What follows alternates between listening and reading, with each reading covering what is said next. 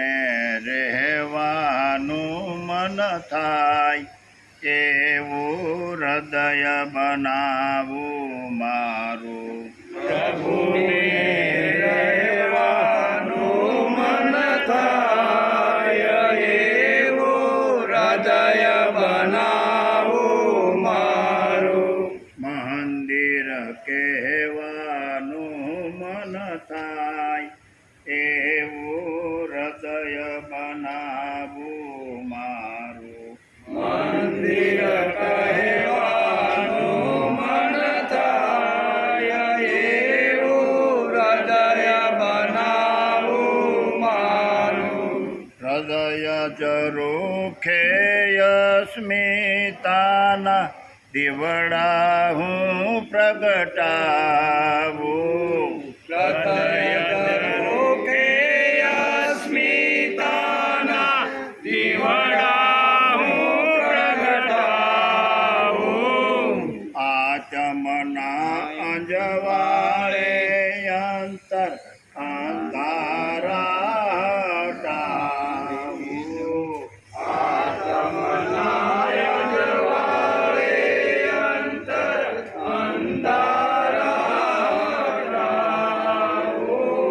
જગતને જોવાનું મન થાય એવું હૃદય બનાવું મારું. જગતને જોવાનું મન થાય એવું હૃદય બનાવું મારું. આજ્ઞાને વિસામો હૈયે હું પધરી હરખાવું. આજ્ઞાને વિસામો હૈયે હું પધરી હરખાવું. મનમાં તવ માલીન બનાવું ભક્તિથી ભીજાવું. મનમાં માલિન બનાવું ભક્તિથી ભીંજાવું. ગૌરવ ગીતોમાં ગવાય એવું હૃદય બનાવું મારું. ગૌરવ ગીતોમાં ગવાય એવું હૃદય બનાવું મારું. શ્રદ્ધાના રંગોથી જીવન રંગોળી સજાવું. શ્રદ્ધાના રંગોથી જીવન રંગોળી સજાવું. તવ વિશ્વાસે ધૈર્ય ધરી રથ જીવનનો ધપાવું. તવ વિશ્વાસે ધૈર્ય ધરી રત જીવનનો ધપાવું. અંતર અર્જુન સમમલકાય એવું હૃદય બનાવું મારું. અંતર અર્જુન સમમલકાય એવું હૃદય બનાવું મારું. મૂર્તિ તારે મુજરુદિયાના મંદિરમાં પધરાવું. મૂર્તિ તારી મુજરિયાના મંદિરમાં પધરાવું. જીવન પુષ્પ કરી મત મત તું તવ ચરણે ધરાવું. જીવન પુષ્પ કરી મગ મગ તું તવ શરણે ધરાવું. મને તું મારા મહાદેખાય એવું હૃદય બનાવું મારું. મને તું મારામાં દેખાય એવું હૃદય બનાવું મારું. પ્રભુને રહેવાનું મન થાય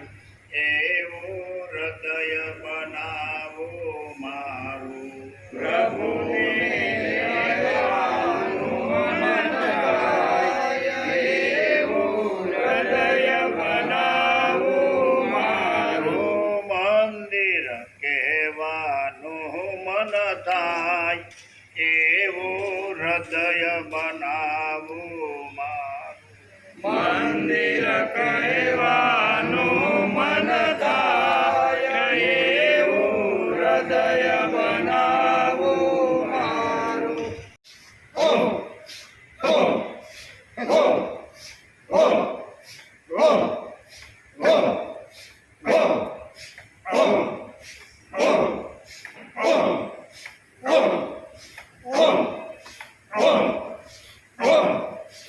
ઓમ ઓમ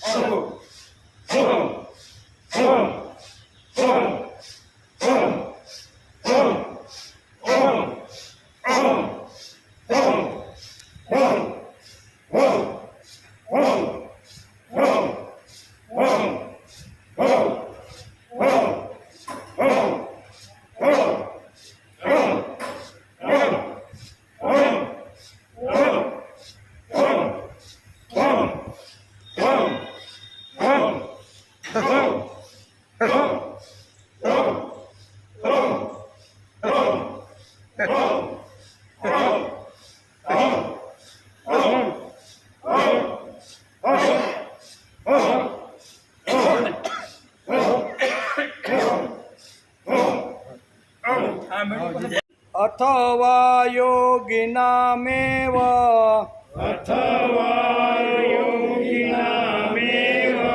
अथवा योगिनामेव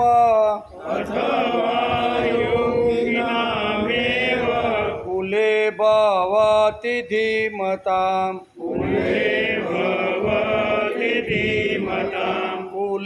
भवति धीमताम् अथवा योगिनामेव कुले भवति धीमताम्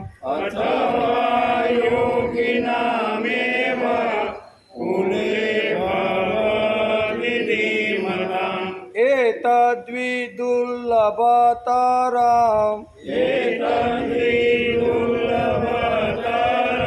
एतद्विदुर्लभतरम्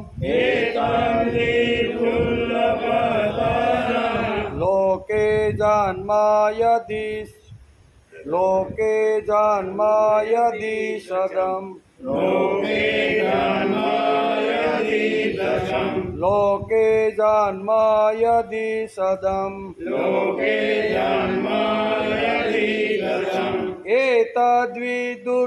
एतद्विदुर्लभतरम् लोके जन्म यदि दशम्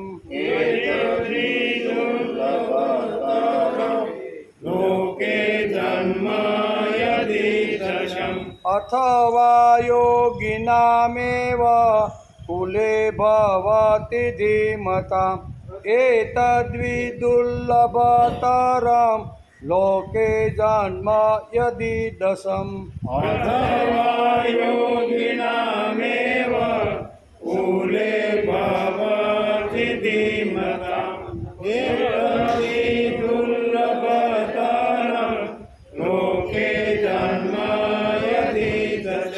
तत्रं न बुद्धिसंयोगम्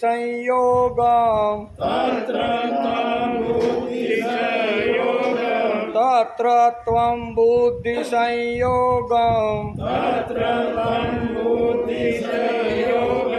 लभते पूर्वदेहिकम् लभते पूर्वदेहिकम् यत्र तं बुद्धिसंयोगं लभते पूर्वदेहिकम्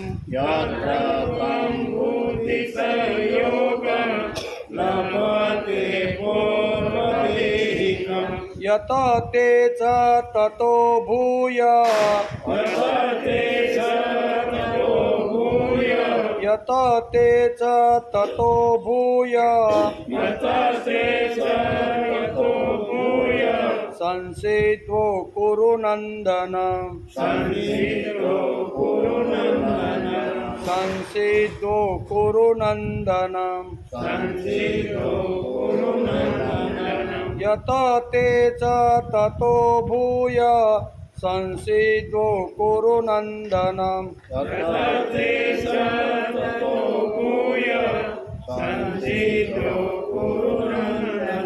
तत्र तं बुद्धिसंयोगं लभते पूर्वदेहिकं यत ते च ततो भूय संसिद्वो कुरु नन्दनम्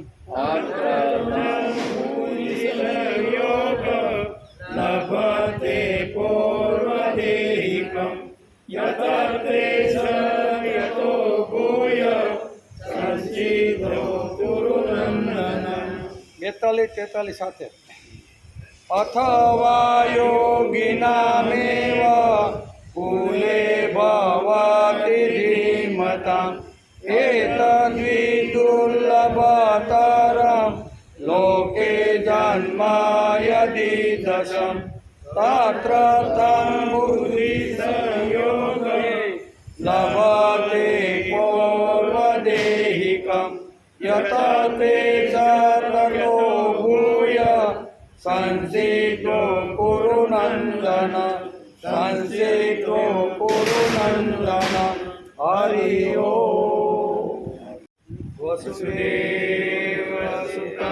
देवं कंसचाणूरमर्दनं देवकी परमानन्दं कृष्णं वन्दे जगद्गुरु गुरुर्ब्रह्मा गुरुर्विष्णु गुरुर्देवो महेश्वर गुरु साक्षात् परब्रह्म तस्मै श्री गुरुवे नमः नारायणं नमस्कृत्यं नरं चैव नरोत्तमं देवी सरस्वती व्यासं ततो जयमुदीरये ततो जयमुदीरये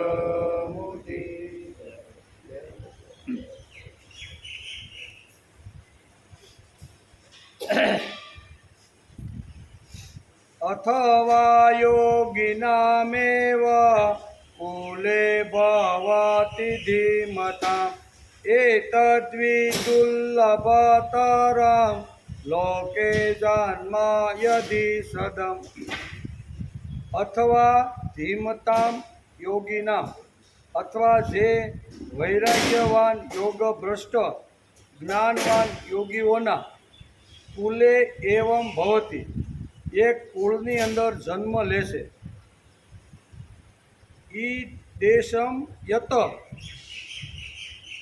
આ પ્રકારનો જે એતદ જન્મ લોકે હિ સુદુર્લભમ આ જન્મ એ સંસારમાં ખરેખર ઘણો મોટો દુર્લભ છે એમાં 42મા શ્લોકમાં ભગવાને આ રીતે શું કીધું અથવા જે વૈરાગ્યવાન યોગભ્રષ્ટ જ્ઞાનવાન યોગીઓના કુળમાં જન્મ લેશે આ પ્રકારનો જે આ જન્મ છે એ સંસારમાં ખરેખર ઘણો દુર્લભ છે એમ ભગવાને આ 42મા શ્લોકની અંદર અર્જુનના જે કાંઈ 37, 38, 39માં જે કાંઈ પ્રશ્ન હતા એનો ઉત્તર ભગવાન આ શ્લોકની અંદર આપે છે આજે શ્રીમદ ભગવદ્ ગીતા ચિંતન શરૂ થયું એનો 330મો દિવસ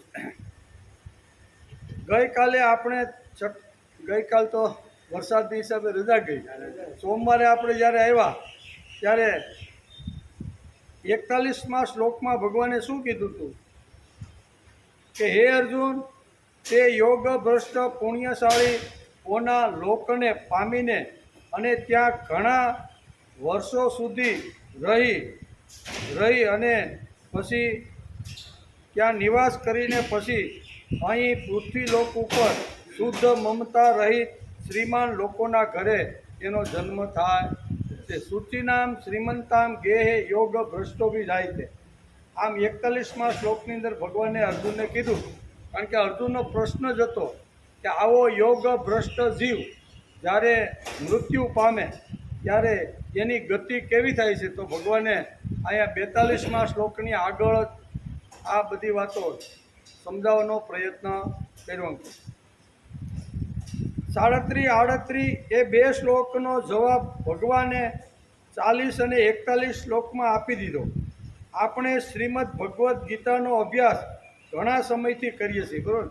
330 દિવસથી આપણે શ્રીમદ ભગવદ્ ગીતાનો અભ્યાસ કરીએ છીએ. શ્રીમદ ભગવદ્ ગીતાની અંદર કુલ 700 શ્લોક છે.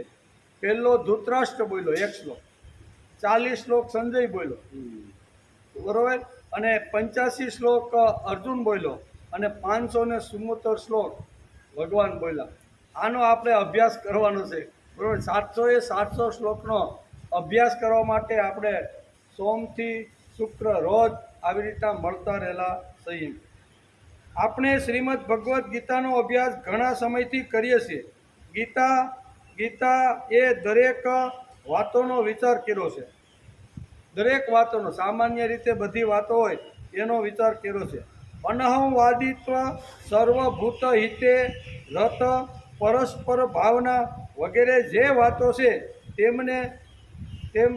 તેમને જોઈએ છે તેવી સર્વ વાતો શ્રીમદ ભગવદ્ ગીતામાં ભગવાને વિચાર કરી અને અર્જુનને માધ્યમ બનાવીને માનવ માત્ર માટે આ બધી વાતો સમજાવી છે. જીવન જીવવા માટે ગીતાના જે સિદ્ધાંતો છે તે ઉપાડવા જ પડશે. વિશ્વના દરેક માનવ માટે આ વિચાર છે. તેથી આપણે અહીંયા 330 દિવસથી શ્રીમદ ભગવદ્ ગીતાનો અભ્યાસ કરી છે. આ કથા નથી, વાર્તા નથી, બીજું કાંઈ નથી. આ શું છે? આપણો અભ્યાસ છે. અને અભ્યાસની અંદર તો એકની એક વાત વારંવાર ઘૂંટીને જ્યાં સુધી બુદ્ધિમાં ન ઉતરે ત્યાં સુધી કેવી છે, એનું નામ જ અભ્યાસ છે. કોઈ પણ એક ધર્મ કે સંપ્રદાય માટે ગીતા નથી. એક ધર્મ કે સંપ્રદાય માટે ગીતા નથી. સર્વભૂત હિતે રત અને પરસ્પરની ભાવનાનું રહસ્ય ભગવાને ગીતાની અંદર સમજાવ્યું છે. પાંડુરંગ શાસ્ત્રી પોતાના પ્રવચનમાં કહે છે કે આજે ગીતાનો સ્વીકાર દરેક લોકોએ ધીમે ધીમે કરવો જ પડશે. શાળા હોય, મહાશાળા હોય, પછી યુનિવર્સિટીઓ, કોઈ પણ જગ્યા હોય, એમાં બધાએ શ્રીમદ ભગવદ્ ગીતાનો વિચાર તો એણે કરવો જ પડશે.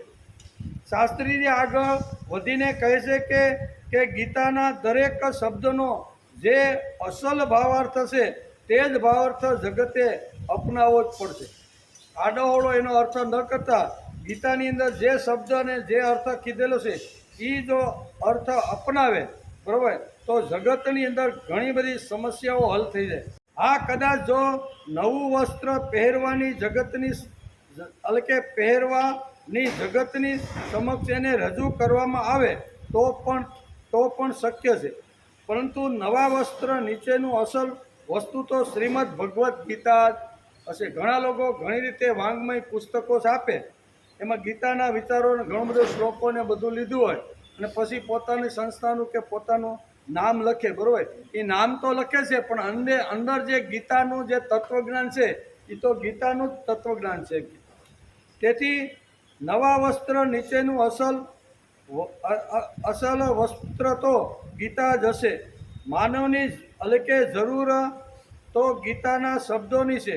ગીતાનું પુસ્તક લઈ તેના સિદ્ધાંતો પોતાના સંપ્રદાયમાં છાપે, પણ એની અંદર મૂળ તત્વ તો શ્રીમદ ભગવદ્ ગીતાનું હોય છે. ઘણા બધા સંપ્રદાયો ઘણી રીતે ગીતાના શ્લોકો ટાંકી અને પોતાના પુસ્તકની અંદર ઘણીવાર છાપતા હોય છે. તેથી માનવની જરૂર તો ગીતાના શબ્દોમાં છે. તેમ નહીં થાય તો તેનું ભાષાંતર તો છે જ. અને જ્યારે આમ થશે ત્યારે જગતભરના લોકો શ્રી કૃષ્ણને પારખી શકશે, એમના ચરણો ચૂમશે અને તેઓ પણ આપણી સાથે કહેવા લાગશે કે કૃષ્ણમ વંદે જગતગુરુ. શું કહેવા લાગશે? કૃષ્ણનું તત્વજ્ઞાન, ભગવાનનું તત્વજ્ઞાન જે છે એ એકવાર સમજ્યા પછી લોકો પણ કહેશે કે નાના કૃષ્ણ વંદે જગતગુરુ, જગતના ગુરુ કહે છે. તેથી આગળના શ્લોકમાં તો અર્જુનના પ્રશ્ન અનુસાર યોગશાસ્ત્રની ગતિ સમજાવી છે.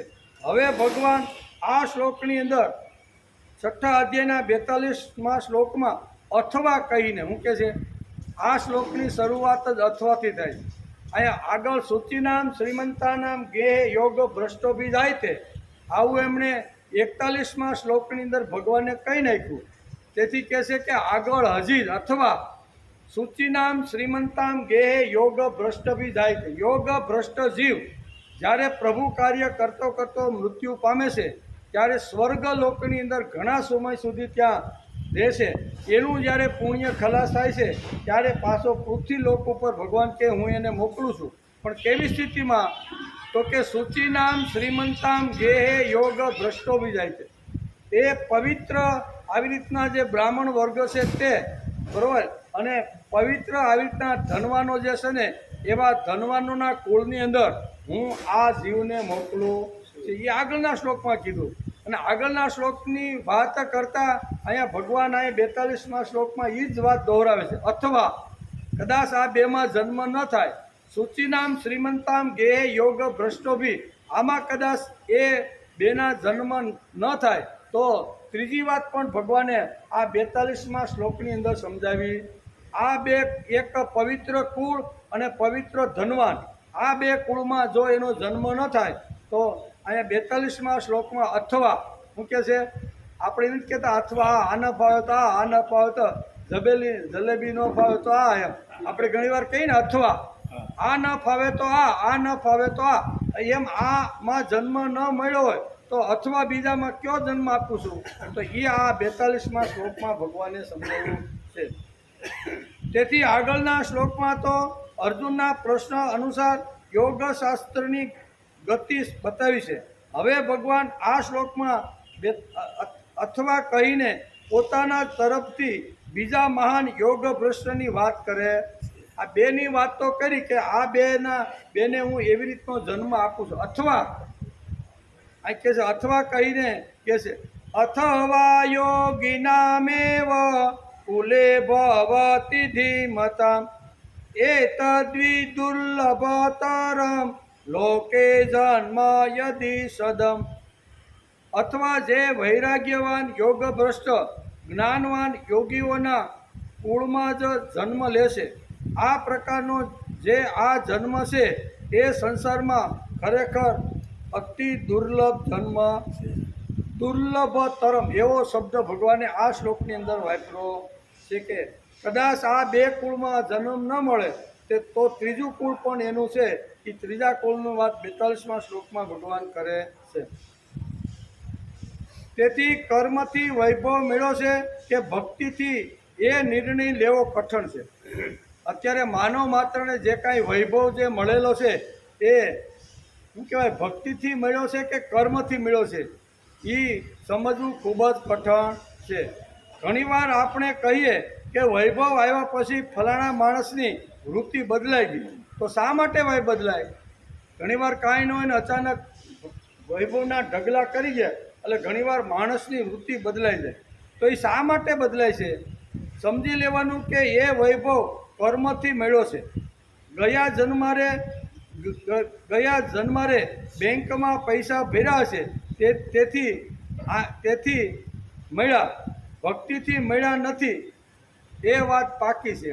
બદલાઈ જાય માણસ બે વેચ ઊંચો હાલવા માંડે એટલે સમજી લેવાનું કે ગત જન્મમાં કોઈ સારા કર્મ કર્યા છે અને બેંકનું ઘણું બધું સારું બેલેન્સ હશે એટલે આ જન્મમાં એને બેલેન્સ સાથે જગતની અંદર મોકલે અને એ કર્મથી એને વૈભવ મળે. અને કર્મથી વૈભવ મળ્યા પછી માણસ આવી રીતનો થવા લાગે એટલે સમજી લેવાનું કે ગયા જન્મનો કર્મનું પરિણામ અને ફળ ભોગવે છે. રાવણને જે રાજ્ય મળ્યું તે કર્મથી મળ્યું છે. પણ કોઈ કહે કે શાસ્ત્રીજી એણે ભક્તિ કરી, વાસ્તવમાં એની ભક્તિ એ પણ એક પ્રકારનું કર્મ જ હતું. એમ ભક્તિ કોઈ ભગવાનની પાસે બેસી ફૂલ ચડાવે અને આવી રીતનો શું કહેવાય જલનો અભિષેક કરે તો એ પણ એક પ્રકારની આવી એક પ્રકારનું કર્મ જ છે એમ કે ભક્તિ કંઈ એટલે કે ભક્તિ કઈ અને કર્મ કયું એ બહુ શાસ્ત્રીય અભ્યાસ કરવા જેવી મોટી વાત છે. ઓછા નામે અહીં આપણે જે બેઠા છીએ તેણે વિચાર કરવો જોઈએ કે કર્મથી વૈભવ મળે અને ભક્તિથી વૈભવ મળે છે, બંનેમાં ફરક સમજી લેવો જોઈએ. ઈક્ષ્વાકુ વંશનો વૈભવ, જનકાદિક વગેરેનો વૈભવ, સઘળો વૈભવ એને સૂચિ શ્રીમાન એટલે કે ભક્તિથી મળેલો વૈભવ છે. આવા જે ઈક્ષ્વાકુ વંશની અંદર જે રાજાઓ આવ્યા, અજ આવ્યા, દિલીપ આવ્યા, રઘુ આવ્યા, દશરથ આવ્યા, એ પછી રામ આવ્યા, આ બધા જે રાજાઓ આવ્યા છે અને એને પેઢીઓના પેઢીઓ સુધી વૈભવ ટેકો છે, એ વૈભવ એનો ભક્તિથી મળેલો વૈભવ છે. કર્મથી મળેલો વૈભવ હોય અને જ્યાં સુધી બેંકમાં એનું બેલેન્સ પડ્યું હોય ત્યાં સુધી ચેક આપીને વટાવી રાખે, પણ જે વખતે પછી પેલા મેનેજરે કહી દે કે ભાઈ હવે 1000 રૂપિયા છે ને એ તો આ તમારે બેલેન્સ રાખવું પડશે, તમને હવે પૈસા મળશે નહીં. શા માટે?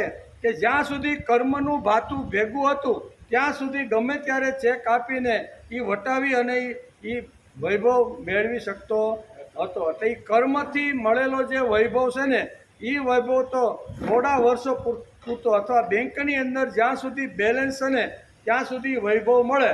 બેંકમાં ખલાસ થઈ જાય, ગમે એવા મેનેજરની સાથે સારા સંબંધ હોય અને ચેક ફરતો મેનેજર પાસે આવે અને આમ ટપ દબાવે એ કે મારો મિત્ર તો આવ્યો છે 5000 રૂપિયા લેવા, પણ હવે તો 1000 રૂપિયા એના ખાતામાં પડ્યા, એ બોલાવે કે ભાઈ ચા પાણી પાય, મિત્ર હોય એટલે બોલાવે, એ કે ભાઈ તે ચેક લખીને મોકલો ને, પણ હવે એ વટાવી શકાય એમ નથી, કારણ કે બેલેન્સ તારું 1000 છે ને 5000નો ચેક છે.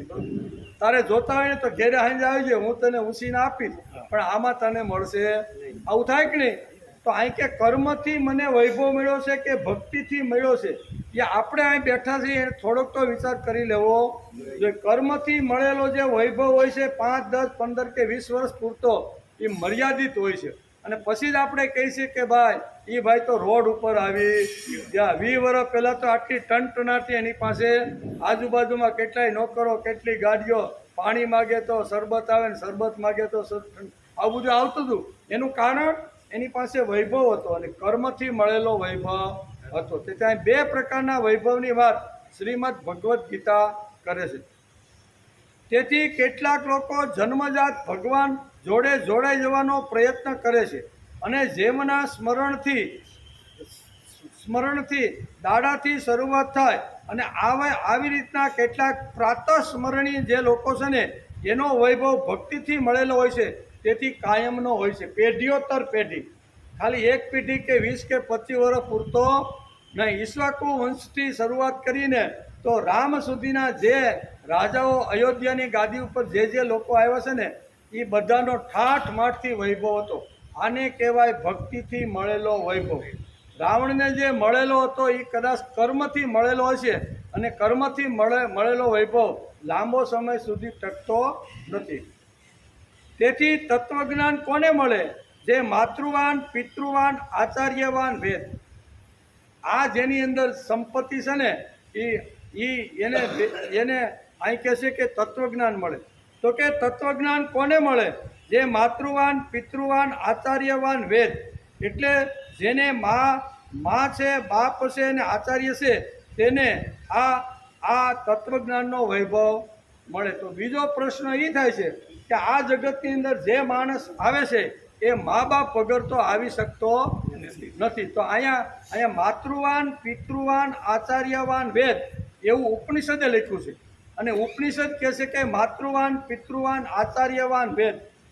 આ માતૃદેવો ભવ કીધું નથી, પિતૃદેવો ભવ કીધું નથી, આચાર્યમાં ફરક ખૂબ એટલો મોટો ફરક છે ને એ આજે આપણે સમજી લેવો જોઈએ. અહીંયા ઉપનિષદ આપણે કહે છે માતૃવાન, પિતૃવાન, આચાર્યવાન વેદ, આવો શબ્દ અહીંયા ઉપનિષદે વાપરો છે. મા બાપ તો બધાને હોય જ ને, મા બાપ વગરનો કોઈ આ જગતમાં આવતો નથી. તેથી મા બાપ તો બધાને હોય, તો પછી ઉપનિષદને માતૃવાન, પિતૃવાન, આચાર્યવાન વેદ કહેવાની જરૂર શું ભાઈ? એણે કીધું છે એ વાત પાકી છે, અને મા બાપ વગર કોઈ આ જગતમાં આવી શકતો નથી એ પણ પાકું છે. તો ઉપનિષદે અહીંયા આ શબ્દ શા માટે વાપર્યો? ઉપનિષદનો કહેવાનો અર્થ એ છે કે તેનો અર્થ એવો છે કે જેને દેવી વિચારની માતા મળી છે તેને કહેવાય માતૃવાન. કેવી? માતૃદેવો ભવ કીધું નથી, માતૃવાન શબ્દ વાપર્યો છે. માતૃવાન એટલે દેવી કુળમાં જન્મેલી જે માં છે, સંસ્કારથી ભરેલી છે, અને બાળકને જ પણ શું કહેવાય પાયાની અંદર અથવા પેટની અંદર જ સંસ્કાર આપવાનું જે કામ કરે ને એને માતૃવાન કહેવાય. કેવું? કે પેટની અંદર જેમ અહીં શું કહેવાય છે અભયમંજુને પણ જેમ સંસ્કાર મળ્યા એવી રીતે શિવાજીને પણ જીજાબાઈએ બાળપણની અંદર પણ આપે અને બહાર શિવાજીને બાળપણથી જ સંસ્કાર મળેલા છે. એને કહેવાય માતૃવાન. કેવા? અહીં કીધું છે કે માતૃવાન પિતૃવાન આચાર્ય વેદ, એટલે કે જેને દેવી વિચારના પિતા મળ્યા છે તેને પિતૃવાન કહેવાય છે, અને જે જ્ઞાનરૂપી આચાર્ય મળ્યા છે તેને આચાર્યવાન વેદ કહેવામાં. અહીં વેદ એક શબ્દ મૂકીને આ બંનેનો શું કહેવાય ડિફરન્સ સમજાવી દીધો. જેને દેવી વિચારના પિતા મળ્યા છે તે પિતૃવાન, અને જેને જ્ઞાનરૂપી આચાર્ય મળ્યા છે તે આચાર્યવાન. જન્મા ત્યારથી શરૂઆત કરી ભગવાનને મા બાપ આચાર્ય માનવાવાળા આવા લોકોને જ તત્વજ્ઞાન આત્મજ્ઞાન મળે છે એમ આપણું ઉપનિષદ કહે. મરી ત્યાં સુધી ભગવાન જ મારો મા, ભગવાન જ મારી બા, ભગવાન જ મારો આચાર્ય, જે કાંઈ ગણો ભાઈ ગણો બંધુ ગણો જે કાંઈ ગણો ને એ ભગવાન મારો, આ ભગવાન મારો છે. તેથી શંકરાચાર્યને પણ કહેવું પડ્યું. આપણે હમણાં સ્તોત્રનું રોજ પારાયણ કરી છે ને ભવાની અષ્ટકમાં, એમાં પણ શંકરાચાર્ય લખ્યું છે ન તાતો ન માતા ન બંધુર ન દાતા ન પુત્રો ન પુત્રી ન ભૃત્યો ન ભર્તા ન વિદ્યા ન વૃત્તિર્મમેવ ગતિસ્ત્વમ ત્વમેકા ભવાની. આદ્ય ગુરુ શંકરાચાર્ય એમ કહે છે અંત સમયે મારા માતા પિતા મા દેવી તમે, ગતિસ્ત્વમ ત્વમેકા ભવાની. હે ભવાની, તમે મારા માતા છો, તમે મારા પિતા છો, તમે મારા બંધુ છો, તમે મારા પુત્રો પુત્રી ભૃત્યો ભર્તા વગેરે બધું જ તમે છો. એટલે અંત સમય સુધી ભગવાનને જે માતા પિતા જે માને એના માટે માતૃવાન પિતૃવાન આચાર્યવાન વેદ શબ્દ વાપરવામાં આવ્યો છે. ભગવાન બધું જ સગપણ તું છે. શું કહે છે શંકરાચાર્ય? કહેશે કે ભગવાન મારું બધું જે કાંઈ સગપણ છે ને એ તું છે. ગતિસ્ત્વમ તમે કા. કોઈ પણ સ્થિતિમાં ભગવાન હું હોઉં ને તો તું મારી ગતિ છો. વિવાદમાં હોય વિષાદમાં હોય, ગાઈને આપણે વિવાદે વિષાદે પ્રમાદે પ્રવાસે જલે ચાંદલે પર્વતે શત્રુ મધ્યે અરણ્યે શરણ્યે સદામામ પ્રપાઈ ગતિસ્ત્વમ તમે કા ભવાન. અંત સમય સુધી જે લોકો ભગવાનને જ માતા પિતા માને છે ને એના માટે અહીંયા ઉપનિષદે માતૃવાન પિતૃવાન આચાર્યવાન વેદ આ શબ્દ મૂકી દીધો છે. તેથી હું કોઈ પણ રીતે વિવાદની અંદર હોય વિષાદની અંદર હોય જંગલની અંદર શત્રુ મધ્યની વચ્ચે હું સપડાઈ ગયેલો હોય, બરોબર, કંઈ પણ સ્થિતિમાં હોય તો પણ ભગવાન માં તમે મારો જ આધાર. તો આવી જેની સ્થિતિ, આવી જેની વૃત્તિ, આવું જેનું જીવન છે ને એના માટે ઉપનિષદે અહીંયા માતૃવાન પિતૃવાન આચાર્યવાન વેદ શબ્દ વાપરેલો છે. તેથી ઘણીવાર આપણે તત્વવેતાઓના જીવન ચરિત્રો વાંચતા હોઈશું ત્યારે એવું દેખાશે કે આ ચરિત્રો વેદોએ લખેલા છે, આવું વાંચવા આપણને મળે છે. જગતની અંદર વેદોની અંદર આવા મહાન ચરિત્રોનું વર્ણન અહીંયા કરેલું છે. એ જ્યારે આપણે વાંચીએ ત્યારે એમ થાય કે આ વેદોની અંદર લખેલા જે કાંઈ ચરિત્રો છે ને એ વાંચવા જેવા છે. એકાદ મહાન ઋષિના મા બાપ અતિ સામાન્ય એટલે કે વૃત્તિ કે વિચારના હોય છતાં એમ કહેવાય છે કે આ ભાગ્યશાળી લોકો છે, બરોબર, અને ભગવાન જ એને ભણવા માટે પોતે આવે. સામાન્ય ખેતી કરતા હોય, નાનો મોટો ધંધો કરતા હોય, કર્મકાંડ કરતા હોય, અભ્યાસ ઓછો હોય પણ સાંસારિક રીતે બધી રીતે આવી રીતના હોય અને એ કોઈ દિવસ એ બાળકને ભણાવી શકતા, કારણ કે પોતે જો ભણેલો હોય, પોતે જો સંસ્કારી હોય તો પોતાના બાળકોની અંદર રેડી શકે. તેથી ઘણીવાર આપણે એવા ચરિત્રો પણ જોયા છે કે જેના મા બાપ એકદમ સામાન્ય જીવન જીવતા હોય, રોજે રોજનું કરીને ખાતા હોય, ઘણીવાર કર્મકાંડ વૃત્તિથી જીવતા હોય છે. તો આવા લોકોની પાસે એટલું બધું ઊંડું અહીં જ્ઞાન નથી, તો એના છોકરાને જો ભણાવવાનું હોય તો કોણ ભણાવે? એટલે અહીંયા દક્ષિણ ભારતની અંદર એક શું કહેવાય, નાંબી નામના એક મહાન પુરુષ થઈ ગયા. એને ભગવાન પોતે જ, ગણપતિ બાપા ભગવાન પોતે જ એને રોજ ભણાવવા માટે આવતા. સામાન્ય મા બાપની સ્થિતિ હતી, એટલા એની અંદર કાંઈ ઊંડા સંસ્કાર કે જ્ઞાન હતું નહીં, તો એ બાળકની અંદર કેવી રીતે રેડી શકે? તો ભગવાનને એમ થાય ભગવાન પોતે જ આવીને આવા જે મહાન જે પુરુષો હોય છે એને ભગવાન પોતે જ ભણાવતા હોય છે. એમના ગુરુ, એમના મા બાપ, એમનું બધું જ ભગવાન નાંબી જેવા કેટલાય હોય તેમને સીધું જ ભગવાન પાસેથી જ્ઞાન મળે. જેમને કહેવું જ કઠણ પડે છે કે આને કોને ભણાવ્યો? પોતે તો મા બાપ તો ભણાવી શક્યા નથી, નિશાળની અંદર પણ એટલું એ ભણી શક્યો નથી, અને નથી ભણી શક્યો તો એને ભણાવ્યો કોને? આજે દુનિયાની અંદર કોઈ પણ કથાની શરૂઆત થાય ને ત્યારે આપણે કેમ હનુમાનજીને અહીંયા કથા સાંભળવા તમે આવજો એમ બોલાવી છીએ, એમ દક્ષિણ ભારતમાં જાઓ અને કોઈ પણ ગ્રંથની શરૂઆત થાય કોઈ પણ, ત્યારે નાંબીનું નામ લીધા વગર, એની પૂજા કર્યા વગર, એને નમસ્કાર કર્યા વિના કોઈ કથાની દક્ષિણ ભારતમાં શરૂ થતી નથી. તો આ નાંબીને ભણાવ્યો કોને? તો કે ભણાવ્યો ગણપતિ બાપાએ, ભગવાને ભણાવ્યો. મા બાપને આવી રીતની એટલી કાંઈ હતી નહીં, અને સ્કૂલમાંથી પણ એટલું મળતું નહીં. તો ઘણીવાર આપણને એમ થાય છે કે ભગવાન ખુદ પોતે આવી અને આવા બાળકોને અભ્યાસ કરાવે છે. અને વાત પણ એવી છે ને, વાર્તા આપણે સાંભળી છે, નાંબીના જીવન ચરિત્ર વિશે આપણે ઘણીવાર વાત કરી છે કે નાનો એવો નાંબી અને સામાન્ય કુટુંબમાં જન્મો એમ, બાપા કર્મકાંડનું કરે અને નાની મોટી કથાઓ કરી અને એનું માંડ મહિને 2 શેડા ભેગા થાય. એક દિવસ નાંબીને બાપાએ કીધું કે 3 દિવસ માટે હું બહાર જવાનો છું, અને વાડાની અંદર આપણું નાનું એવું ગણપતિનું મંદિર છે ને, એમાં તારે રોજ તું ભણીને પાઠશાળાથી આવે ને ત્યારે ભગવાનને નૈવેદ્ય ધરાવીને પછી તારે જમવાનું. એ કે પણ બાપા એ તો બહુ અઘરું છે, એ પણ 3 દિવસ દીકરા તારે વધારે સાચવવાનું નથી, 3 દિવસમાં તો હું આવતો રહીશ. અને બાપા તો અહીંયા નાંબીને ભણાવીને ગયા, અને નાંબી તો સવારમાં સ્કૂલે પાઠશાળા નીકળી ગયો, 2-4 કિલોમીટર પાઠશાળા દૂર હાલીને જવાનું, અને ન્યાય પણ ગુરુજી બરોબર એવા સ્તોત્ર ને એવા બધું શીખવાડે ને કંઠે કરાવી પરસેવો સોટાડી દીધા. તો આવું કઠણ કરી અને 11 વાગ્યા છૂટો થાય ને હાલતા 12 વાગે આવે. એટલે એમ થાય કે બાને જઈને કહી દો, બા તું પહેલાં મને ખાવાની થાળી આપી. આમ આવ્યો નાંબી, ઘરે આવ્યો, ઘરે આવી અને બાને કે બા મને ખાવા. તારા બાપાએ નથી કીધું? એ કે ગણપતિ બાપા આપણા વાડામાં છે, રોજ તારા બાપા પૂજા કરીને પછી જ આપણે બધું કરીએ છીએ, આજ નથી અને તને ભણાવીને ગયા છે, એટલે મેં આ ભગવાનનો નૈવેદ્ય તૈયાર કરી રાખ્યો છે, તું આ નૈવેદ્ય લઈને જા અને પછી આપણે બધા સાથે જમી લઈએ. એમ કરી અને આ નૈવેદ્યની થાળી અહીંયા 5-7 વર્ષના બાળક નાંબીને આપી. નાંબી તો કડકડતી ભૂખ તો લાગી હતી, પણ બાની આજ્ઞા અને પિતૃ આજ્ઞા, 2 આજ્ઞા ભેગી હતી. ભગવાન ખાઈ લઈને પાછો આવીને સીધો હું જમી લઉં.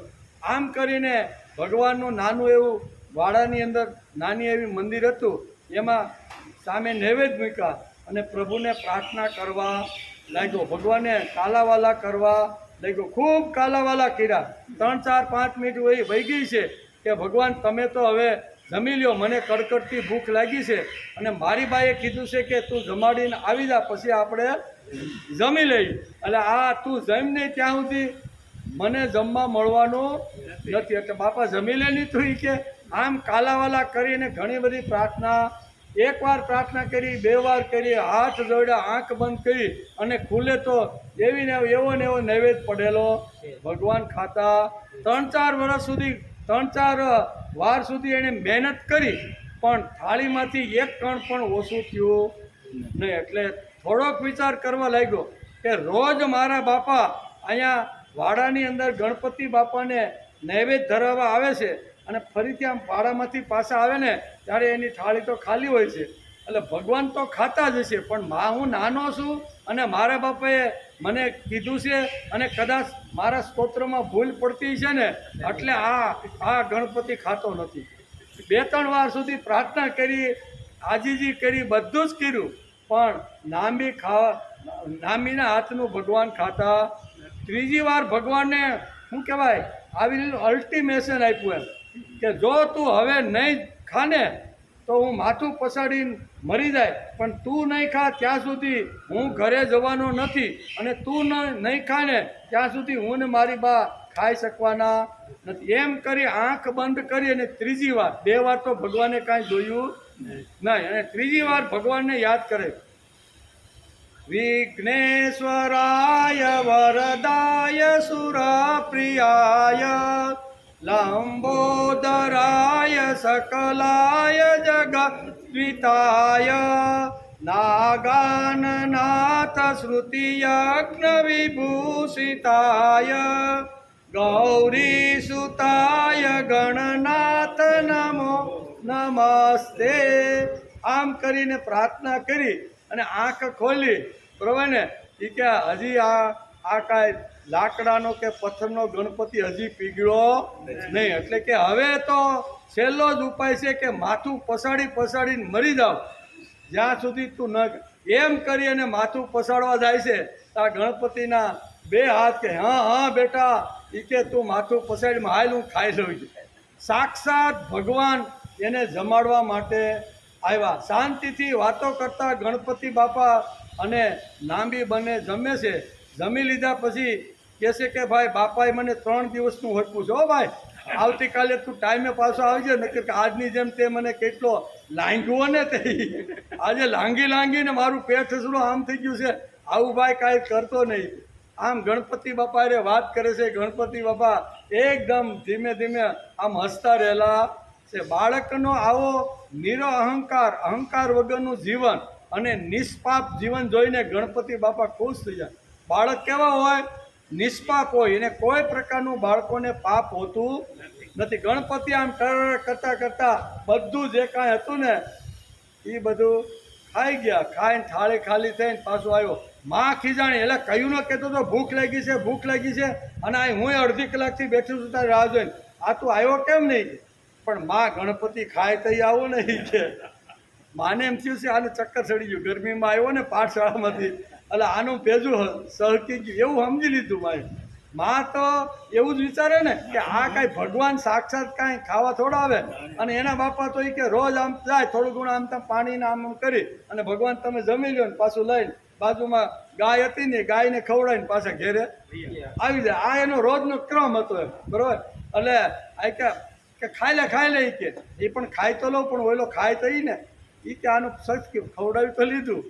બીજે દિવસે પણ સાથે જમ્યા, ત્રીજે દિવસે પણ સાથે જમ્યા. એટલે પછી ત્રીજે દિવસે ગણપતિને અહીંયા 2 હાથ જોડીને નામી કહે છે કે પાઠશાળામાં તો મને ભણવાનો બહુ કંટાળો આવે છે. શું કહે છે? પાઠશાળામાં ભણવાનો ખૂબ જ મને કંટાળો આવે છે. બાપા તમે મને ન ભણાવો એ કે શું કહે છે? ગણપતિ બાપાને 2 હાથ જોડીને નાનો એવો નિષ્પાપ નાંબી કહે છે કે ભગવાન તમે મને ન ભણાવો. ભગવાન કહે છે કેટલો નિષ્પાપ, નિખાલસ અને પાપ રહિત આ બાળક છે, હવે આને તો મારે ભણાવવું જ જોઈએ.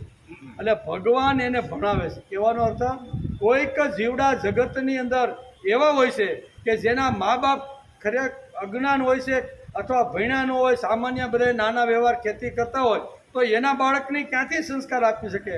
ત્યારે ભગવાનને થાય છે કે આવા પવિત્ર કુળની અંદર, કેવું કુળ? યોગીના કુળની અંદર હું આને મોકલું છું, પણ યોગીના કુળની અંદર મોકલા પછી આને ભણાવનાર મા બાપ તો એટલા પાવરફુલ નથી. એટલે ભગવાન ખુદ પછી એને ભણાવવા માટે આવે. એમ કહે છે અથવા યોગીના મેવ કુલે ભવતી ધીમતા. આ શ્લોકની અંદર ભગવાને બહુ સરસ રીતે એક શબ્દ વાપર્યો છે. સૂચિનામ શ્રીમંતામ ગે યોગ ભ્રષ્ટો બી જાય તે.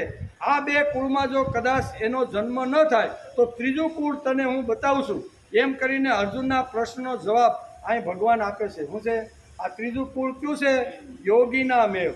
પહેલાં એક સૂચિના શ્રીમંતને ત્યાં અને એવો એક પવિત્ર બ્રાહ્મણ હોય છે એ બેની ત્યાં જન્મ એ લેશે અને કદાચ એમાંથી એને એ જન્મ ન મળે તો હે અર્જુન, અથવા હું તને એક ત્રીજો જન્મની વાત કરું છું એમ કરી અને કહે છે, અથવા યોગીના મેવ કુલે ભવતી ધીમતા. હે અર્જુન, આ ત્રીજા કુળ એવો છે કે એની અંદર ખુદ ભગવાન, તું તમ તારે જા, તારે જ્યાં જન્મ છૂટશે ત્યાં ખુદ હું તને ભણાવવા માટે આવીશ.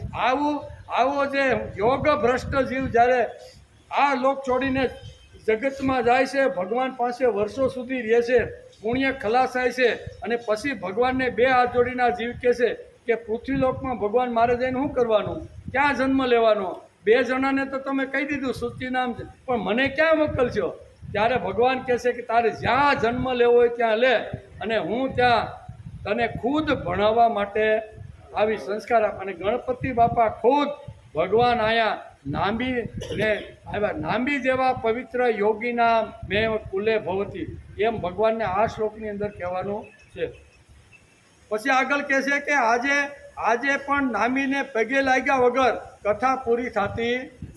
નામીની વાર્તા તો બહુ લાંબી કરેલ. દાદાએ બહુ સરસ, જેની પાસે શ્રાદ્ધ ભાગ હોય ને ઘેરે વાંચી લેજો, એમાં દાદાએ નામીની વાર્તા આખી કરી છે. કહેવાનો અર્થ કે નાંબીને પગે લાગ્યા વગર દક્ષિણ ભારતમાં કોઈ પણ કથાની શરૂઆત કે પૂર્ણાહુતિ થતી નથી. આપણે જેમ અહીંયા હનુમાનજીને યાદ કરીને કથા સાંભળવા માટે જેમ બેસાડીએ છીએ ને, એમ દક્ષિણ ભારતની અંદર નાંબી નામનું ચરિત્ર, નામી નામના એક મહાપુરુષ એવા થઈ ગયા, બાળપણથી જ એને આવી રીતના ભગવાને ભણાવીને તૈયાર કર્યા હતા.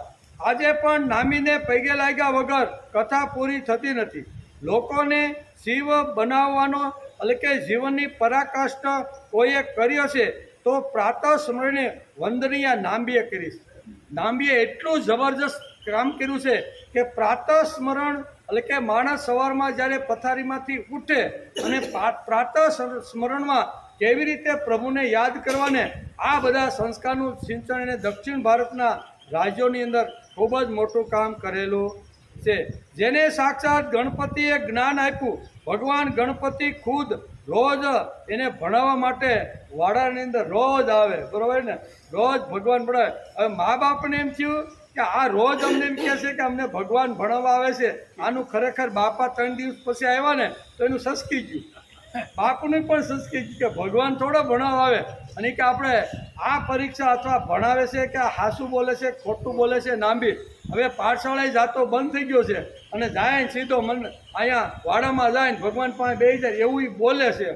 એટલે એક દિવસ વાડાના પાછળના ભાગની અંદર એક નાનું એનું જે ઘર હતું, ઘરમાંથી તૈડમાંથી જોવે, પાછળના વાડામાં ગણપતિ બાપાનું મંદિર હતું અને આ છોકરો તો રોજ એમ કહે છે કે મને ગણપતિ ભગવાન ભણાવવા આવે છે. એટલે તૈડમાંથી જોયું અને વાત પણ સાચી. મા બાપે જોયું કે રોજ આપણે એમ કહે છે કે હવે મારે પાઠશાળા જવું નથી, ભગવાન ગણપતિ ભણાવે તો હવે મારે બીજું શું ભણવાનું હોય?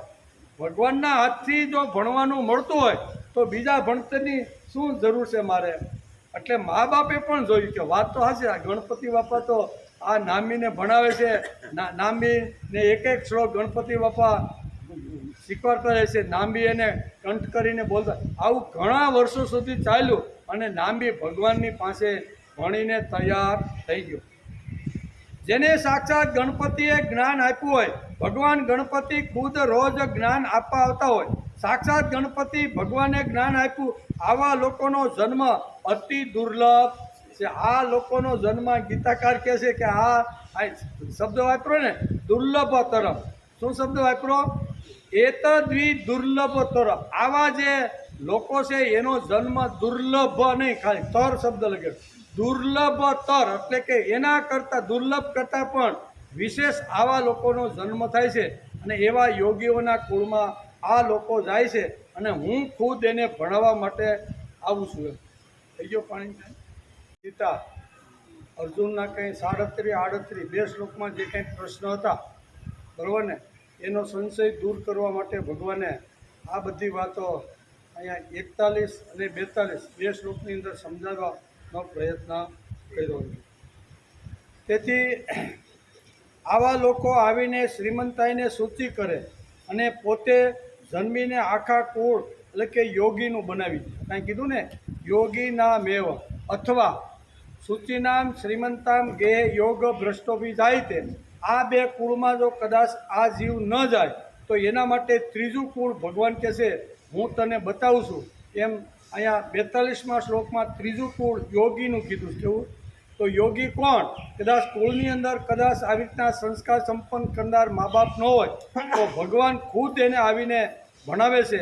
આને યોગીનું કુળ કહેવામાં આવે છે. અને નામબીના ચરિત્ર દ્વારા આપણે સમજવાનો પ્રયત્ન કર્યો કે ભગવાન આવા લોકોને તો મોકલે. ભગવાન કે હવે મારે ક્યાં જવું, જેને તો મોકલાય. હવે ત્રીજો પાછો જીવ જાય કે ભગવાન એ કે તું ગમે ત્યાં જાની, એ કે તું ગમે ત્યાં જા તો હું તને અહીંયા ભણાવવા માટે આવીશ. એટલે લાંબીનું દૃષ્ટાંત એટલે શાસ્ત્રી આપીને આપણે સમજાવવાનો પ્રયત્ન કરે છે. તેથી ભગવાન પાસે જ્યારે એકાદ મહાન જીવ આવે ત્યારે ભગવાન બેસીને વિચારતા હશે કે આ મહાન જીવને કયા કુળમાં મોકલવું. ભગવાન શાંતિથી શું કહે છે? શાંતાકારમ ભુજગ નયનમ, એકદમ ફેણની નીચે ચારે બાજુ આવી રીતનું ઝેર વરસતું રહેલું છે, સમુદ્રનો મધ્ય ભાગ છે, લક્ષ્મીના પગ, એવામાં વિચાર કરતા છે કે ભગવાન એક પછી એક જીવ આવા મારી પાસે આવતા રહેલા છે અને અલગ અલગ જગ્યાએ મોકલું છું. અને ભગવાનને પાછો એક બીજો વિચાર આવે છે. ભગવાન પાસે જ્યારે એકાદ મહાન જીવ આવે ત્યારે ભગવાન બેસીને વિચારતા હશે કે આ મહાન જીવને કયા કુળમાં મોકલવું. આટલા પવિત્ર લોકો મારી પાસે આવે છે કે જેણે જીવનના અંત સુધી પોતાની શ્રદ્ધા મારા ઉપરની ડગવા દીધી નથી અથવા શ્રદ્ધાથી ભાગ્યો નથી. શ્રદ્ધા એણે છોડી નથી. ભલે ચડતી આવી છે, પડતી આવી છે, ઘણા લોકોએ નાયત બારો કરી નાખ્યો છે, પણ મારા ઉપરની જે શ્રદ્ધા છે ને એ શ્રદ્ધા એની ક્યારેય ઓછી થઈ નથી અને એ મૃત્યુ પામ્યો છે. અને હવે એ આ લોકોમાં મારી પાસે આવ્યો છે તો આવાને મારે ક્યાં મોકલવો, એવું પણ ભગવાન ઘણીવાર વિચાર કરતા હોય છે. તેના માટે સારું કુળ શોધી કાઢીને કહે કે અહીંયા જજે. અને એટલામાં કંઈ વિશેષ મહાન જીવો આવે. એકને આવે મોકલે કે ભાઈ શુચિનામ શ્રીમંતાનામ અહીંયા તું જા. બીજો આવે કે તું અહીં જા. ત્રીજો પાછો કોઈ જીવ આવે તો પછી ભગવાન કે શું કરવાનું? અને ભગવાનને પૂછે કે ભગવાન હવે હું ક્યાં જાઉં? બે જણાને તો તમે આવી રીતે મોકલા, પણ મને તમે હવે ક્યાં મોકલશો? ભગવાન કે તારું પુણ્ય પૂરું થાય ત્યાં સુધી મારી જોડે રહે અને પછી હું તને ક્યાં જાઉં ને એ રસ્તો તને હું બતાવું છું. અને ભગવાનને પૂછે કે ક્યાં જાઉં? અરે તું ગમે તે ઠેકાણે જા, તું મારો જ અંશ છે. તું જ્યાં જશે ને એ કુળ પવિત્ર અને યોગીનું કુળ થઈ જશે અને તને ખુદ હું ભણાવવા માટે ત્યાં આવીશ. આવું ભગવાન ત્રીજા જીવ, પવિત્ર જીવ જ્યારે પવિત્ર પુણ્ય કમાવીને પુણ્યશીલ જીવ જ્યારે ભગવાનની પાસે જાય છે ત્યારે ભગવાન એને કહે છે. અથવા હું કહે છે આ શ્લોકમાં, હું પોતે તને ભણાવવા માટે આવીશ. આવા જીવ અલકે આવા જીવના આવવાથી કુળ પવિત્ર થઈ જાય છે, મનની અને વંદની થઈ જાય છે. અથવા યોગી નામેવ, એવો શબ્દ ભગવાને આ શ્લોકની અંદર વાપર્યો. અથવા યોગી નામેવ, અથવા જે વૈરાગ્યવાન, યોગભ્રષ્ટ, જ્ઞાનવાન યોગીઓના કુળમાં જન્મ લેશે. યોગી કુળ એટલે કે યોગી કુળ જોઈને આ લોકો આવેલા ન હોય, જેનું વધારા એટલે કે પધારવું જ સૂચિ શ્રીમંત બનાવવાનું છે, તે લોકોનો જન્મ દુર્લભતર છે.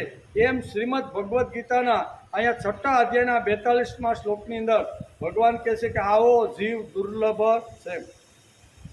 કોઈ વખતે પ્રભાવી દેવી વિચારના મા બાપ અનાસક્ત હોય, તેમને કોઈ આશા ન હોય, આકાંક્ષા પણ ન હોય, વાસના પણ ન હોય, કામના પણ ન હોય.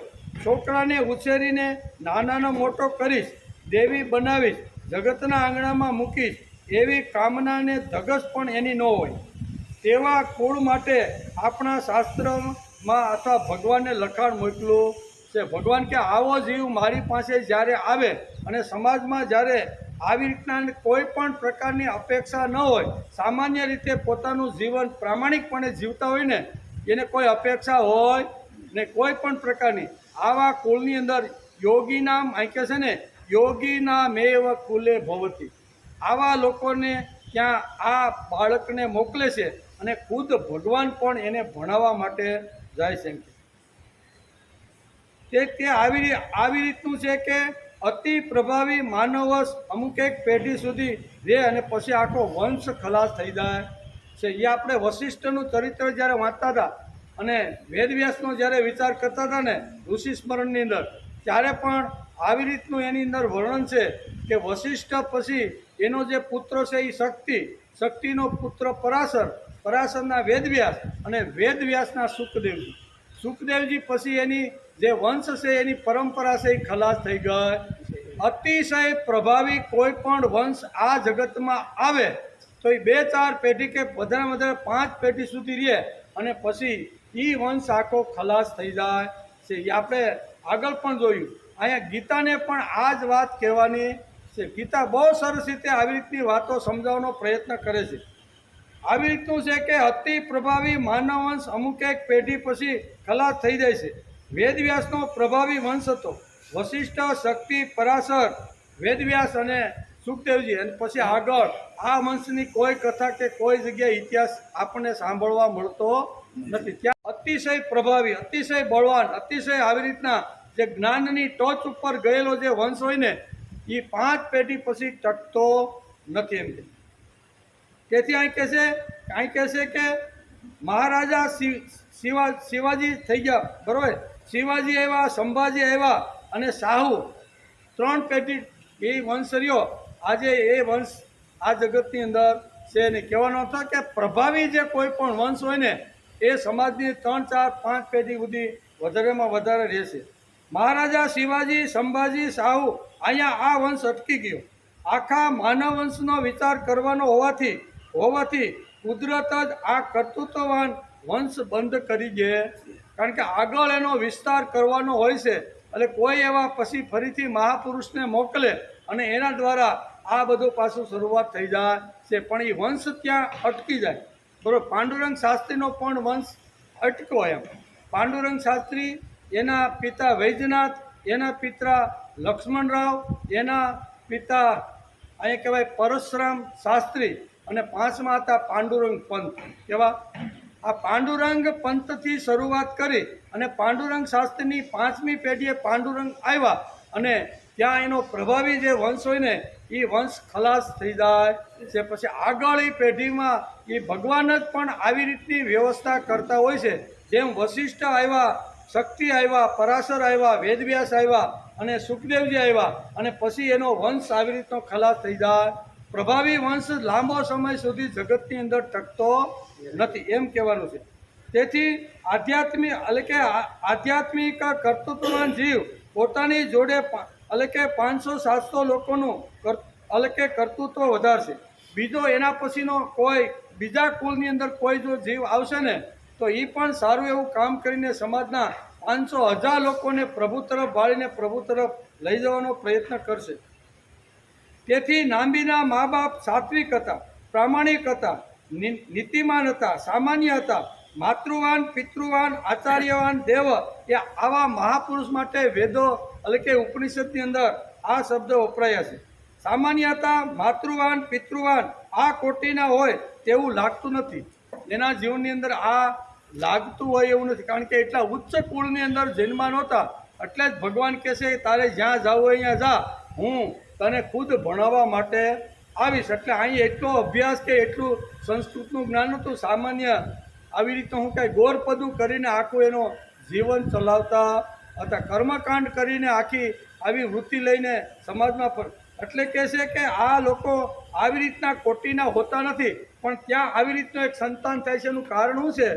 ભગવાન જ એને યોગી નામે કુલ ભવતી કરીને મોકલી આપે કે ભાઈ આ સામાન્ય છે, સજ્જન લોકો છે, પ્રામાણિક છે, નીતિમાન છે, સામાન્ય રોજે રોજ કરીને ખાય છે. એની પાસે માતૃવાન, પિતૃવાન, આચાર્યવાન, વેદ જેવી સમજાવવાની તાકાત પુત્રમાં નથી. એટલે તું ત્યાં જા, હું ત્યાં તને ખુદ ભણાવવા માટે આવીશ. એટલે તે જ્યાં કહે છે યોગી સંસિદ્ધિ અપ્રાપ્ય, એટલે યોગ સંસિદ્ધિ જે મને મળી નથી આવી રીતનો જે વર્ગ છે તે વર્ગનું ભગવાને અતિ પ્રભાવી રીતે વર્ણન આ 2 શ્લોકની અંદર ભગવાને સમજાવ્યું. 41 અને 42 આ 2 શ્લોકની અંદર સંસિદ્ધિ એટલે જે આ જગતમાં આવ્યો છે પણ જગતના લોકોએ એને સિદ્ધિ આપી નથી. એની તો બધાએ ગમે તેમ કરીને નાયત બારો કરીને ઉજળો લઈને સમાજમાંથી ફેંકી દીધો. સંસિદ્ધિ પ્રાપ્ત કરેલી નથી અને પ્રભુ પરમાત્મા સુધી હજી એ જીવ પહોંચેલો નથી. રસ્તાની અંદર છે. કેવો રસ્તાની અંદર આવો જે તમારા માટે તમારા સુધી આવવા માટે પ્રયત્ન કરે છે એવો જે જીવ છે એ તમારા સુધી પહોંચ્યો નથી અને જગતના લોકોએ એને હળધૂત કરીને નાયતબારો કાઢીને તું અમારો નથી એમ કરીને ફેંકી દીધો. આવો જીવ જ્યારે મૃત્યુ પામે ત્યારે ભગવાન આની ગતિ કેવી રીતે થાય છે ત્યારે ભગવાન આ 2 શ્લોકની અંદર એને સમજાવે છે. ભગવાન કહે છે કે એની કોઈ દિવસ દુર્ગતિ થતી નથી. એને તો હજારો વર્ષ સુધી એની પ્રસિદ્ધિ સમાજમાં રહે ને એના માટે હું એના માટે તત્પર છું. તેથી અહીં કહે છે યોગ સંસિદ્ધિ અપ્રાપ્ય. એણે યોગ સંસિદ્ધિ હજી અપ્રાપ્ય એટલે પ્રાપ્ય કરી નથી, પ્રભુ સુધી પહોંચ્યો નથી. કેવો આ સાધક એવો છે કે જે પ્રભુ પાસે હજી પહોંચ્યો નથી. તેથી ગીતાકારે શબ્દ વાપરો યોગ સંસિદ્ધિ અપ્રાપ્ય, હજી પ્રાપ્ત કરી શકી નથી. અને ઇન્દ્રિયો જે છે ને એ ઉંમર થઈ ગઈ છે એટલે ઇન્દ્રિયો બરોબર કામ કરતી નથી. શ્રદ્ધા 100% તમારા ઉપર પૂરેપૂરી છે. અંત સમયે તમારા ઉપરની શ્રદ્ધા સાધકે ઢીલી થવા દીધી નથી.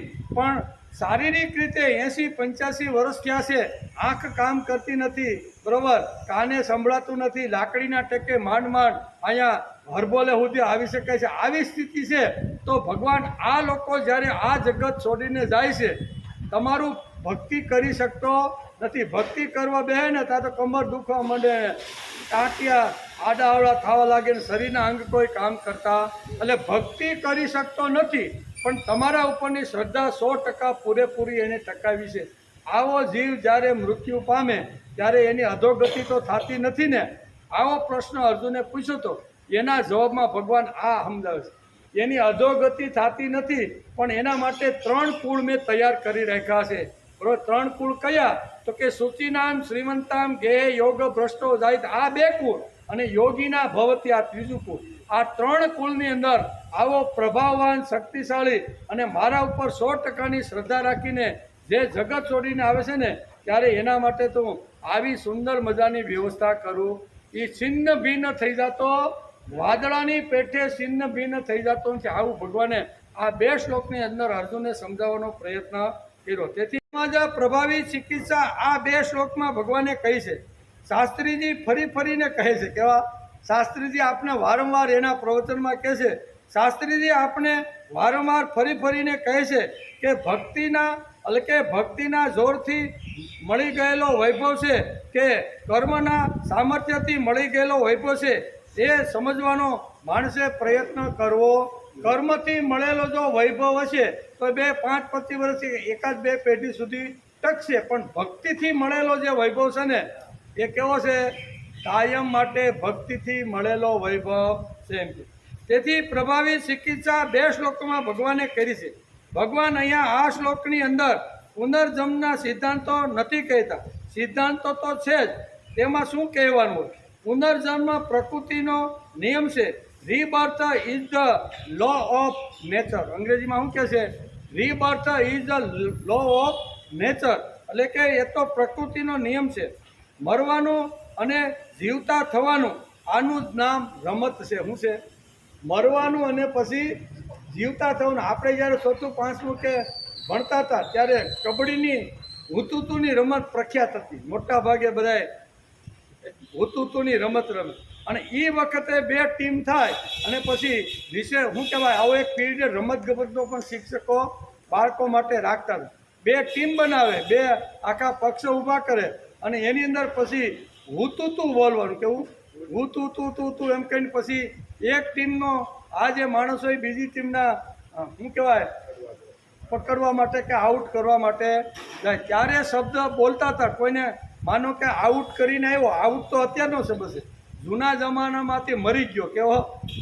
એ મરી ગયો એટલે જે આઉટ થઈ ગયો ને એને એક બાજુ બેહાડી ગયો અને પછી બીજી ટીમનો ફરાર પાછો હુતુતુ કરતો આવે અને એ વળી કોદા એકાદે બેને આઉટ કરીને જાય ને એટલે ઓલા મરી ગયેલા ને કે હવે તારે જીવતું થવાનું. શું કે આવા શબ્દ હતા કે નહીં? આપણે હતા જ, આપણે ભણ્યા છીએ એટલે આપણને ખબર છે. તે વખતે આપણને ધક્કો બેસ્યો, પાછો જીવતો થાય અને વળી પછી આઉટ તો હમણાં આવ્યું. અંગ્રેજી શબ્દ જરા ઢીલો છે, કેમ કે મૃત્યુથી ડરે છે. મૃત્યુના બારામાં તેમની મીમાંસા પાકી નથી. અને ભારતીય સંસ્કૃતિની અંદર મૃત્યુ એટલે ભગવાનને મળવા જવું. બાની પાસે જ બાના એટલે કે બા એટલે શિવમાંથી છૂટો પડેલો જીવ આ જગતમાં આવ્યો, 70, 80, 90 વર્ષ સુધી રહ્યો અને પછી પાછું બાને મળવા જવાનું. આ ભારતીય લોકોની સમજણ છે. દુનિયાની અંદર કોઈ સંસ્કૃતિમાં, કોઈ ધર્મની અંદર આવી સમજણ નથી. ફક્ત ભારતીય સંસ્કૃતિની અંદર આવી સમજણ છે. અને કાં તો બાને મળવા જવાનું છે, બાથી છૂટો પડેલો જીવ બાને મળવા જાય છે, કાં તો મેં અત્યાર સુધી જે કાંઈ કર્મ કર્યું છે ને એ કર્મ મારે ભગવાનને બતાવવા જવાનો છે. મૃત્યુ માટેની ભારતીય લોકોની આવી રીતની સમજણ છે. મરવા પાછળની સમજણ કેવી કે બાને મળવા જવું અથવા મેં અત્યાર સુધી જે કાંઈ કર્મ કર્યું છે એનો હિસાબ મારે બાને બતાવવા જવાનો છે. તેથી ટૂંકમાં આ અધ્યાયમાં અર્જુનનો પ્રશ્ન યાદ કરવા જેવો છે. અપ્રાપ્યમ યોગ સંસિદ્ધિ કા ગતિ કૃષ્ણ ગચ્છતિ. આવી રીતનો જે જીવ છે અથવા સાધક છે એની કા ગતિ કૃષ્ણ ગચ્છતિ. હે કૃષ્ણ, આવા લોકોની ગતિ કેવી રીતે થાય છે? નહીં ઘાટનો અને નહીં ઘરનો. જેમ કૂતરાની હાલત છે એવો સાધક બની ગયો છે. ભગવાન તમારી સુધી પહોંચી શક્યો નથી, રસ્તામાં છે.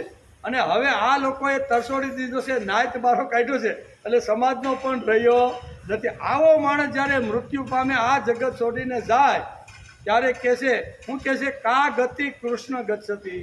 હે કૃષ્ણ, આવા લોકોની ગતિ કેવી રીતે થાય છે? 2 શ્લોકની અંદર 41 અને 42 શ્લોકમાં અર્જુનનો આ જે મહત્વનો પ્રશ્ન હતો, કા ગચ્છતિ કૃષ્ણ, હે કૃષ્ણ, આવા લોકોની ગતિ કેવી થાય છે?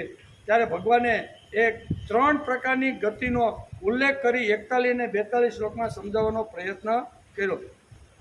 બીજો પ્રશ્ન એ હતો, કચ્ચીનો ભય વિભ્રષ્ટ છિન્ન ભ્રમી નશ્યતિ. એ વાદળાઓની પેઠે તો આવી તો નષ્ટ તો થઈ જતો નથી ને. કેવો આવો જે સાધક છે, તમારી ભક્તિ કરે છે, તમારી સાધના કરે છે, તમારા ઉપર શ્રદ્ધા રાખીને જીવવાનો પ્રયત્ન કરે છે, આવો સાધક મૃત્યુ પછી પણ અહીં કહે છે કે વાદળાની પેઠે છિન્ન ભિન્ન થઈને વિખરાઈને ખલાસ તો થતો નથી ને. આ જે શંકા કોની હતી? અર્જુનની. અર્જુન એટલે આપણો પ્રતિનિધિ, માનવ માત્રને અત્યારે આ સ્થિતિ છે. આપણને પણ થાય કે હવે અત્યાર સુધી કાંઈ કર્યું નથી, ઇન્દ્રિયો કામ કરતી નથી, તો અમારું શું થાય? શ્રદ્ધા તો અમને ભગવાન ઉપર 100% છે. ત્યારે ભગવાન આવા જીવની વાત કરતા કહે છે. બીજી વાત, યોગમાં જેને સિદ્ધિ મળી નથી, જે પ્રયત્નશીલ છે, શ્રદ્ધાવાન છે, પણ સાધનો લૂલા થઈ ગયા છે, ઓછા પડે. સાધનો કયા? તો કે આંખે સાંભળવાનું ઓછું, બરાબર, આંખે બરોબર જોઈ શકાતું નથી, કાને બરોબર સંભળાતું નથી, ખાધેલું પચતું નથી, રાત્રે ઊંઘ આવતી નથી, પગે કામ કરતા નથી. ભગવાન આવા અમારા જે સાધનો તારી સુધી જે ઇન્દ્રિયો આવા વાળી છે ને, એ બધી લૂલી લંગડી થઈ ગઈ છે. કેવી? એ લૂલી લંગડી થયેલી ઇન્દ્રિયો કામ કરતી નથી, પણ ભગવાન મને 100% તારા ઉપર શ્રદ્ધા છે, તારા ઉપર ભાવ છે, તારા ઉપર પ્રેમ છે. પણ અહીંયા અર્જુન કહે છે કે આવા લોકો જે હોય એની ગતિ કેવી થાય છે? અને યોગ ચલિત માનસ, આવો જે સાધક છે તેની સ્થિતિ શું થાય છે? એવો અર્જુને જે ભગવાનને પ્રશ્ન પૂછ્યો હતો એનો જવાબ ભગવાને અહીંયા 41 અને 42 શ્લોકની અંદર આપ્યો છે. આપણે ઉભય ભ્રષ્ટ નથી, આપણે પૂરેપૂરો વિચાર કરીને બધું કરીએ છીએ. બધું અર્જુનનો વિચાર કરીને બધું એટલે કે પૂરેપૂરો વિચારીએ. અર્જુનના પ્રશ્નનો જવાબ આપતા ભગવાન આગળ કહે છે. શું કહે છે? ભગવાને અર્જુનના પ્રશ્નનો જવાબ આપતા, આવો પ્રભાવી, આવો કર્તૃત્વવાન જીવ મર્યા પછી એટલે કે પુણ્ય કૃતા લોકા, પુણ્ય લોકની અંદર આવે છે, ઘણા વર્ષો સુધી અહીંયા ભોગવે છે, એનું પુણ્ય ખલાસ જ્યારે પાછું થઈ જાય છે ત્યારે જગતની અંદર એને પાછો શુચિનામ શ્રીમંતામ ગે યોગ ભ્રષ્ટો બી જાયતે અથવા યોગી નામેવ કુલ, આ 3 એવા પવિત્ર સ્થળો છે કે જ્યાં આવા લોકોને હું મોકલું છું. આવો પ્રભાવી કર્તૃત્વવાન જીવ મર્યા પછી પુણ્યકૃતા, જે પુણ્યકૃતતા એટલે પુણ્યકારી કર્મ જે લોકો આ જગતમાં કરે છે એ કોઈ દિવસ નષ્ટ થતા નથી. પુણ્યશાળી કર્મ કરનાર માણસ કોઈ દિવસ નષ્ટ થતો નથી. ત્યાર પછી પોતાનો વિકાસ એટલે કે વિકાસને માટે, અભ્યાસને માટે અહીંયા આવે છે અને એને આપણે પરદેશ ગમન કહીએ છીએ. ઘણીવાર લોકો છોકરા ભણવા નથી જતા, વધારે અભ્યાસ કરવા માટે, એમ જીવ પાછો આ જગતમાં ભગવાન મોકલે અને ફરીથી એ અભ્યાસ શરૂ કરે છે.